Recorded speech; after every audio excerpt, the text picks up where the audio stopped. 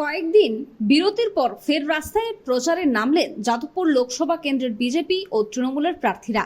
উল্টো দিকে বিরামহীন প্রচার চালিয়ে যাচ্ছেন সিপিএম প্রার্থী সৃজন ভট্টাচার্য। গাড়ি চালানো শিখতে চান?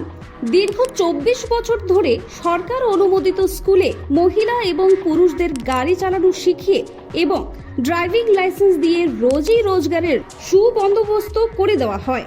এক্ষুনি চলে আসুন সরকার অনুমোদিত নস্কর মোটর ট্রেনিং স্কুলে, তেলচলার থানার সামনে, ভিআইপি নগর এবং অজয়নগর মুকুন্দপুরে।